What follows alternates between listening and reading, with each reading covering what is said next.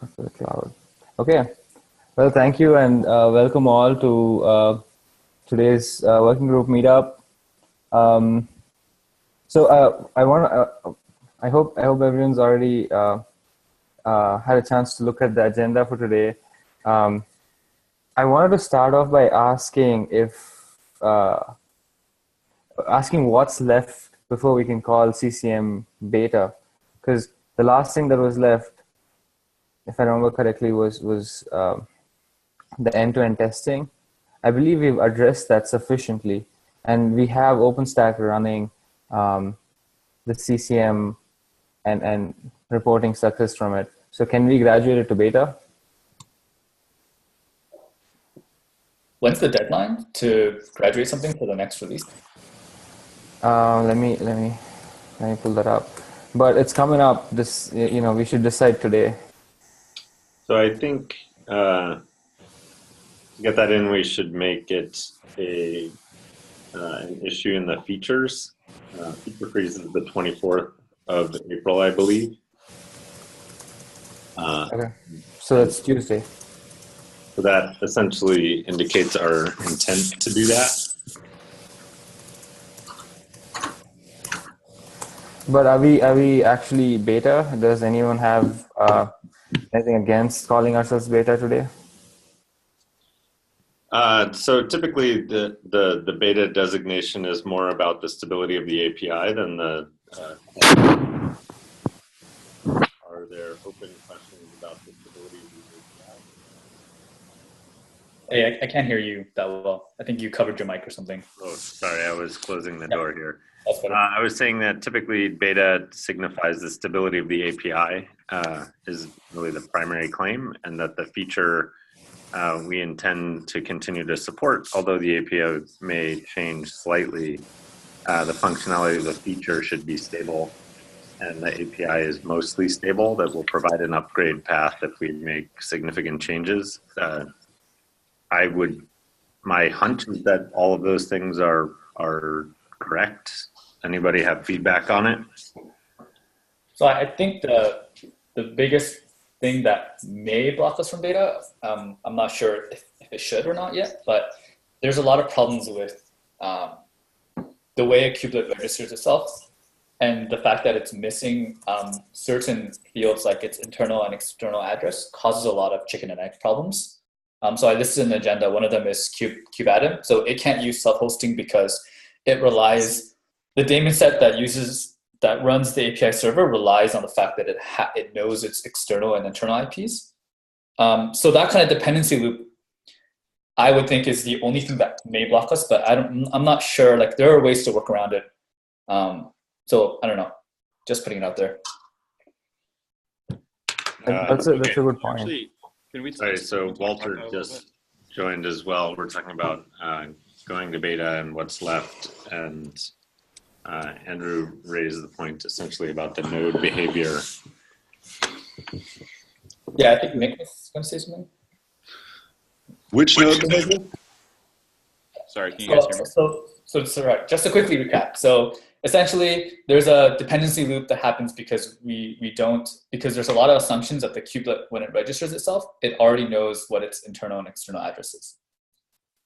So a possible blocker for beta is for us to at least, we might not need to solve it, but we should at least document and make it clear that, like, this is a problem, and to fix it, you need to set these flags on the kubelet, whether it's hard coding an internal IP for the kubelet or not.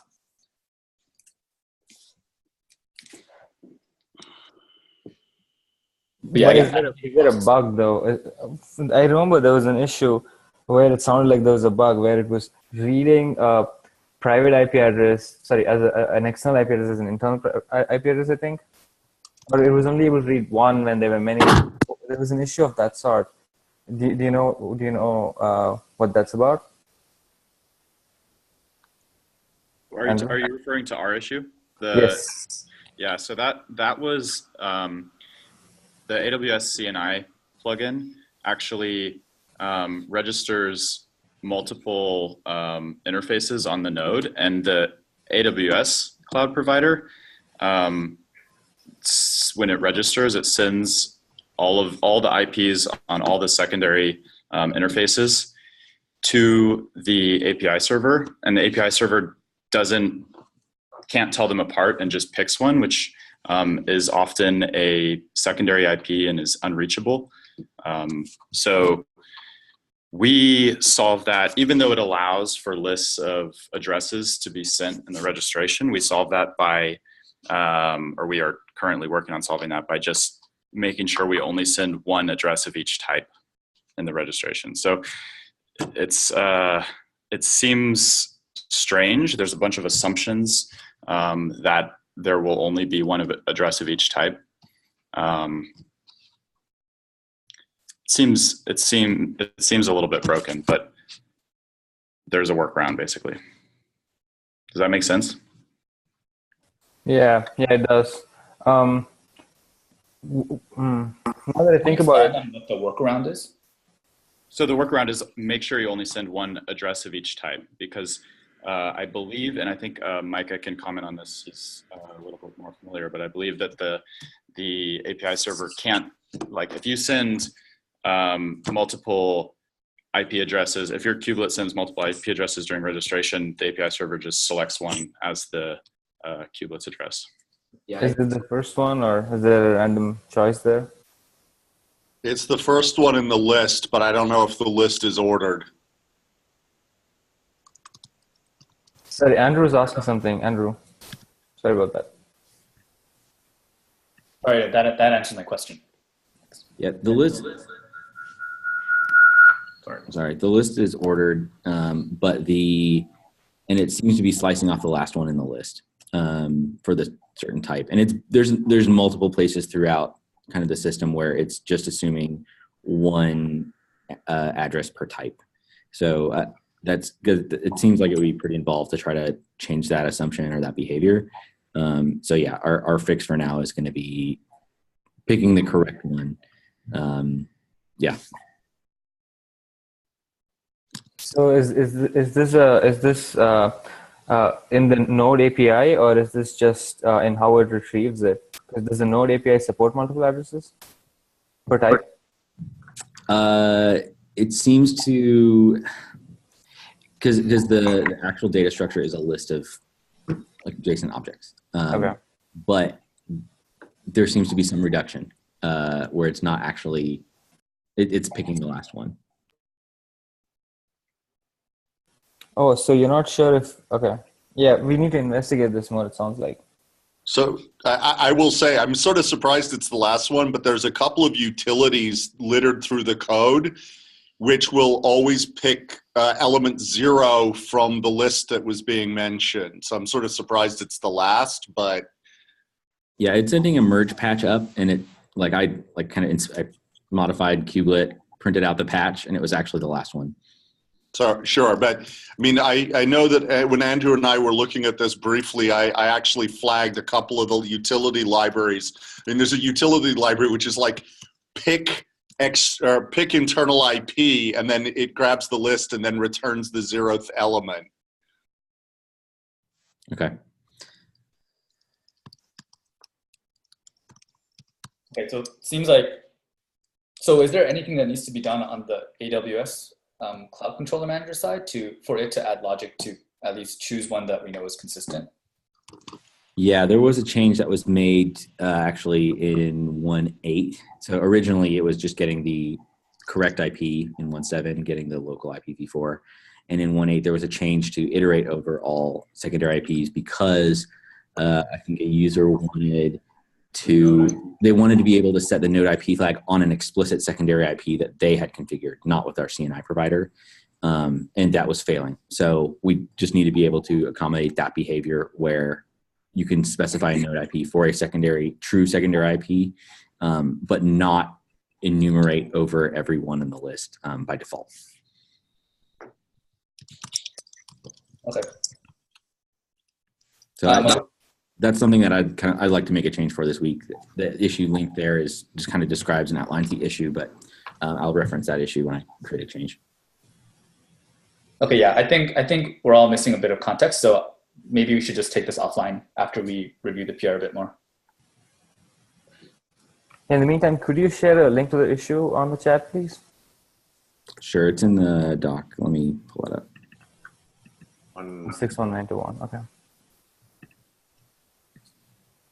So this still doesn't affect going to beta, it sounds like. So yeah, I propose that we actually make the pull requests to graduate to beta in the features repository. So on for the existing cloud providers, we have for OpenStack the test grid results being uploaded. Do we have the same for AWS and GCE using the external cloud controllers? Not yet. Okay. No. Do we want to Not yet. for beta? We don't need it. We defined the criteria as one cloud provider successfully running. We thought it would be GCE, but we know GCE is already running it. We just don't have the test grid results to show, I think. Okay.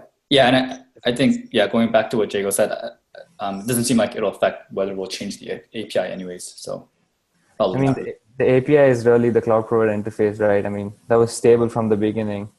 We had a slightly different definition, I would say, of beta because of that. Yeah, but it sounds. I think we're ready to graduate to beta. I want to hear everyone else's thoughts, and so far it sounds like we're all in agreement that we're ready for beta. I think the other cloud providers, at least the entry ones, should still publish to test grid before you graduate. I think Okay. also that identifying the conformance tests and actually having those submitted by the existing cloud providers would also be gating beta graduation, since you'd be unable to change the API. So we should at least identify the tests we consider canonical for what the API surface is, and demonstrate that we're actually adhering to that. So are you suggesting for all 7 in-tree cloud providers to have a fully functional external cloud controller manager and be using that and posting test results back to test grid as a requirement for beta? I think all of the cloud providers with SIGs attached to them should, yes. So that leaves out overt because no one is managing that explicitly. But for AWS, vSphere, GCP, OpenStack was already doing it. I believe that should be also for Azure. I think that's a reasonable requirement. Can you discuss a little more what makes you feel that way? Is it to demonstrate that the API won't change, or that it's sufficient to handle the requirements of those cloud providers, or is it something else? I think it's a demonstration at the very least of commitment and to support the external cloud providers. It is not great if you as a individual user of Kubernetes can't see the tests passing. You can't see, you have no, criteria for evaluating any of the cloud providers because only some of them publish to test grid. I think there's a bit of a conflation of issues, though. I mean, we don't currently post back for vSphere, even though the code is in tree. So I'm not convinced. Right. They just got their SIG off the ground. I think they do need to post back to test grid. I think that vendors should follow the R and Canonical's example of keeping their test grid results up to date, because it's important to the community if they see it. I think that's a reasonable line of discussion, but it's not clear. That seems beyond the scope of this effort. That seems like a steering committee decision, not a cloud provider working group decision. Perhaps. I mean, I think it would be a SIG cloud decision, but if we need to have criteria for possibly admitting cloud providers that didn't already exist in tree. I think that the in-tree cloud providers adhering to the community norms is important, because it's hard to say that, yes, you can't come in other cloud provider when the existing cloud providers are not adhering. They're not publishing results in the places where you would expect. Like I think it's just like an overall effort health. Yeah, I definitely agree. But also, I think what's important is the important question to answer is whether we're okay with changes to how the API that faces the API that cloud providers consume to report test results, test grid, like is a breaking change for that okay? Because if it is, then like it has no, like we don't need to worry about it for beta, for promoting to beta. Like we can break test grid, but it's not going to break the actual people who are using the cloud controller feature. Yeah, this is an interesting one. That's a different way than I've thought about it, Caleb. So I'll have to put some more thought into that too. One thing I think you weren't in for last week's meeting, we had a discussion about this whole area of admitting new cloud providers in tree, and some of the discussion that happened in some other conversation. And we kind of had part of the discussion was that there are two ways to accomplish equitable treatment of cloud providers. One is that there are in-tree cloud providers and a set of criteria by which a new cloud provider enters that world. The other is that these repos that we've set up for in-tree cloud providers is an incremental step toward moving them out, where all of them are out eventually. So I think we need a little more conversation on that one, but it may influence the criteria you're working with. For going to beta, I wonder if there's sort of a middle road where we at least can get an approver for each of the 7 in-tree cloud providers to say this mechanism and direction is sufficient for our needs and we're in progress, but not necessarily completed through the entire life cycle of creating and testing and posting back to test grid. How does that sound like a reasonable road to go?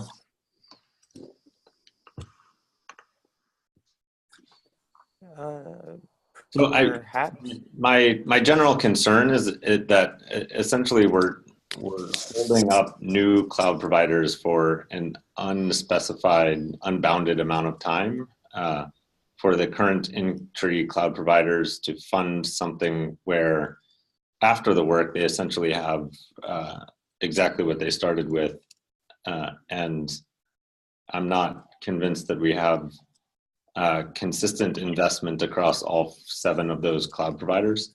So I can imagine a world where a year from now we're still stuck trying to meet that that goal. Does that make sense? Yeah, I guess that would be a concern of mine, right? I guess in the usefulness of the interface. So that, I mean, a lot of people we're not use on premise. You can't see my fingers here, but there's like quote cloud here. And I would be concerned about saying we have this interface that, actually that makes it, that once you deploy your cluster, you make it ready and useful for running, persistent or, general workloads on your cluster. I would be concerned if there was like we were concerned about in the beginning, like very clear like classes of cloud providers, whereas like some have great support in the community. You can see that people are working on them, they're responding to issues, and there's some that are just not. And I would love for the ones that are just not for us to figure out what to do about them. So we already have something to do about that, which is the conformance program. And if there's no investment in it, then eventually that certified cloud provider would no longer be certified after a year. Yeah. So there's a lot of this discussion going on here, which I don't know, I feel like maybe a little bit contradictory. I mean, on one hand, we're talking about requiring clouds to post to test grid, while at the same time, after what I thought was a pretty long discussion about where these kind of approved providers should live. There's it wasn't my impression that one of the aims was to pull all of these providers out of the Kubernetes repository. It was my understanding that meeting a minimum set of requirements for testing and quality control and documentation, made finding these cloud providers in the Kubernetes repository with consistent naming and and a consistent expectation, was a feature, not a bug in this kind of in this world. And it seems that one of the and so and the conformance testing program too is I know that for us and people like VMware may also be in a similar situation where OpenStack has a number of different providers, has a number of different clouds out there. And so we want to participate in the conformance program, but do we participate in that as a provider running against our upstream code, or are we expected to do that with the clouds that we provide? And I'm sure that VMware is in kind of the same situation. So there are a lot of conflicting issues here, and I'm a little bit confused about the overall direction of the working group and the possible SIG that's going to come out of this. Okay, so let's narrow it back down to the beta requirements. My concern is essentially that we end up blocking new cloud providers who are investing in this effort based on an at least until now, not communicated or unclear, it seems like perceived mandate for all existing cloud providers to move out. So far, we've been positioning this as more of there is incentive, but not a mandate to do so. And I am concerned that it will get stuck in the dead letters office forever if we go that route. So that's my primary concern with that as a requirement for going to beta. And I think we just have about 5 or 8 minutes left here. So maybe Caleb, you and I can pick up and try and work through what that balance is. But I suggest maybe we start it on a doc or an issue just so we can iterate and have this conversation online as well. I'm sure if just this group of people have different opinions, I'm sure others will have more. It's always been my observation. So, yeah, when you say that you and Caleb are going to circle up, and that makes me feel like that this is the appropriate forum to have that discussion in, and we should, and moreover, we should be communicating this at a minimum to the mailing lists, if not to Slack also, so that people do have an opportunity to weigh in. Okay, I apologize, Chris. I thought you were essentially telling Caleb and me that this was becoming a conversation between us that was spanning more than you wanted to talk about. So that was my response to what I thought you were saying. Sounds like that's what you're saying. No, there's no. My response is it feels like that there have been public, kind of public decisions made, and maybe I misinterpreted them. Within our own groups, but I know that the OpenStack provider spent a long time talking amongst themselves and with this group about where the code will live, and being in the Kubernetes repository wasn't as a project in there wasn't a decision that we took lightly. And I know that our community's point of view was that was the permanent home, and that was a choice that we made for that. So I didn't realize that decision wasn't finalized. And with regards to graduating the other providers, one of the reasons I'm involved in working group cloud provider because I feel like there's a tremendous amount of value to be had by establishing standards and consistency across all the providers. And I'm personally committed to not blocking anybody who wants to participate from participating and being successful. Of course. I'm sorry. Now I understand what you were getting at was my comment that this may be an incremental step towards a final home outside of the Kubernetes org. And so that was simply to say that I can't actually remember how the conversation started. I think it had to do with a conversation, Andrew, maybe you had and someone on the SIG architecture weighed in that they weren't sure we should be creating new. I can't remember, honestly. I apologize. Yeah, it was. We brought this to Brian in SIG architecture, and he was that's less than receptive. Right, and that's how the conversation about turning this group into a SIG started. Correct. Yep. Yeah, I mean, there are also some practical matters, like who's actually going to own the cloud provider interface, which is nominally, I guess, SIG architecture, since no one owns it. Okay. Yeah, so just to get Took no action on last week was about the starting a doc and having a conversation about what the scope and limits of the SIG would be and the interaction with the existing cloud SIGs. And so if anyone else has had time to put more thought into that and wants to start on that, that would be totally welcome. But yeah, so I've written a draft proposal for why we might want to have a SIG cloud, which is linked in the agenda and then the working group channel. So yeah, whenever you guys have a chance, please read it, and then we can maybe talk about it next week after people had some time to think about it. Okay, super. But that was Great. very useful, helpful, useful information on your perspective, Chris, that the being in a Kubernetes org owned repo is a benefit that you put a lot of thought and time into and feel that that's a permanent. So that's helpful. Thank you for that perspective. And I'm sorry that I misunderstood what you were saying. Yeah, no, that's okay. Yeah, that's, yeah, I'm sorry for any misunderstanding too. Okay, helpful. Sorry, I feel like we haven't gotten through our agenda here. So the next thing is, Nick, I know you had the AWS kickoff meeting last week. How did that go? Do you want to provide us an update?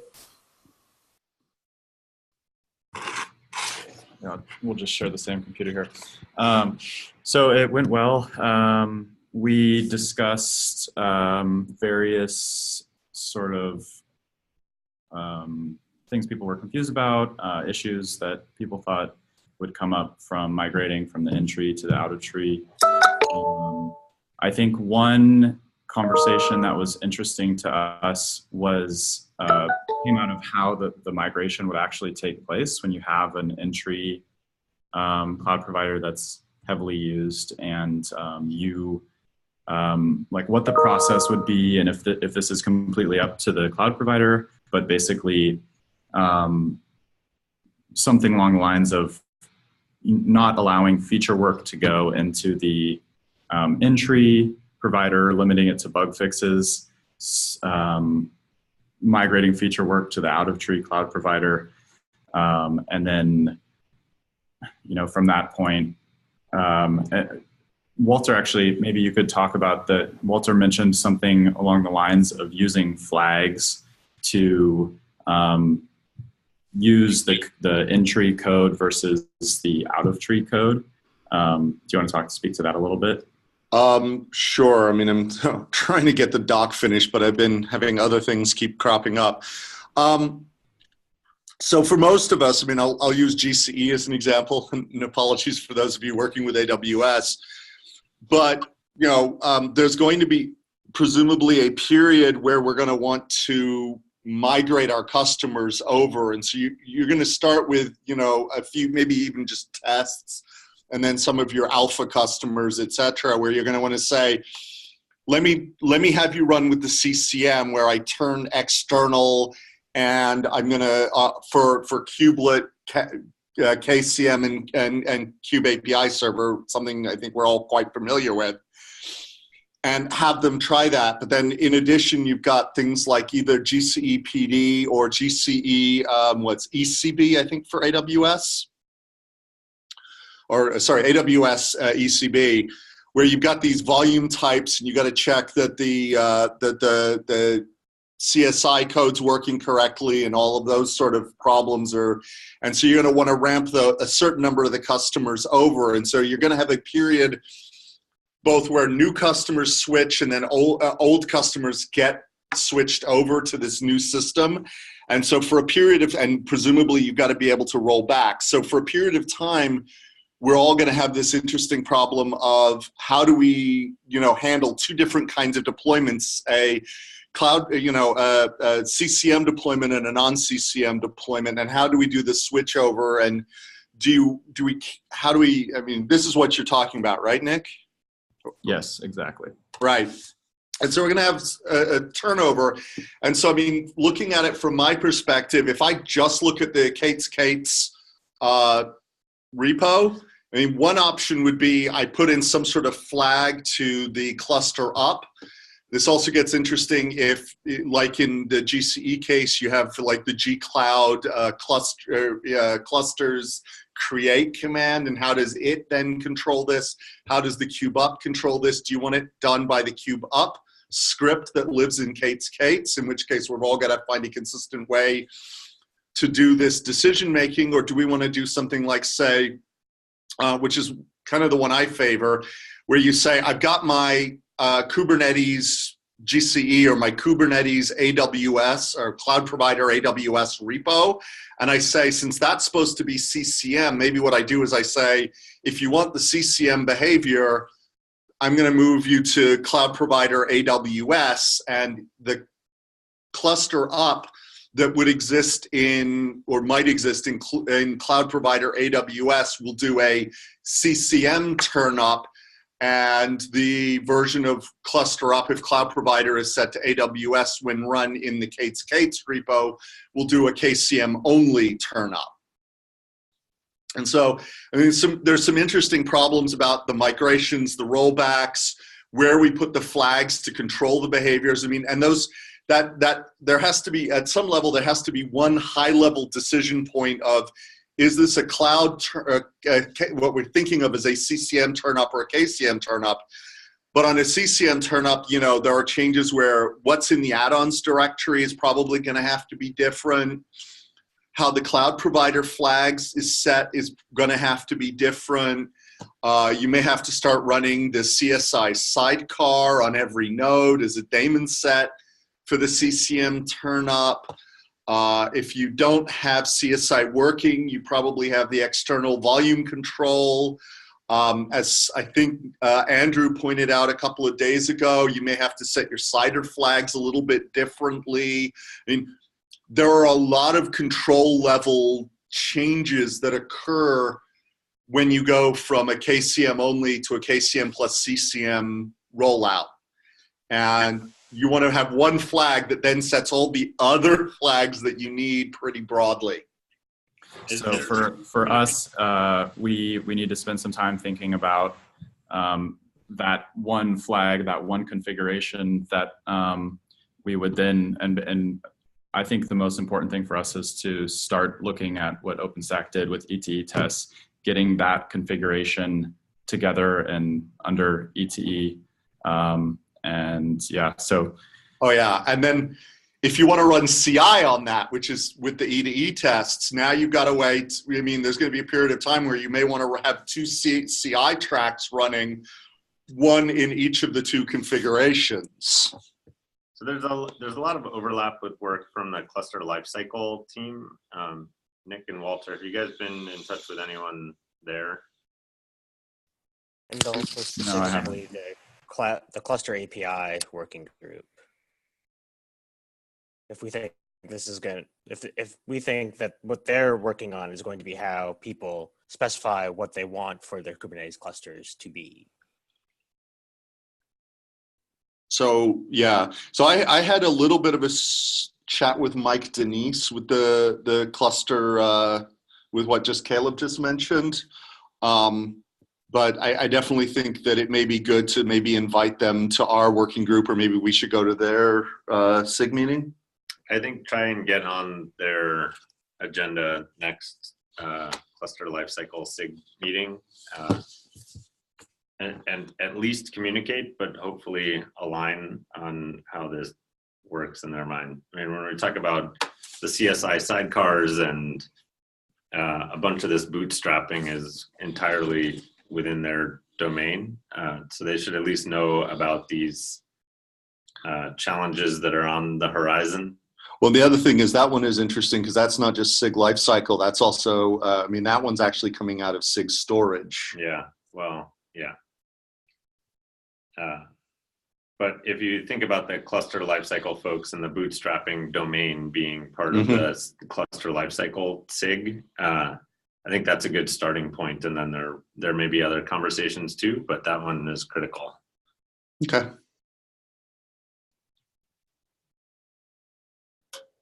Okay.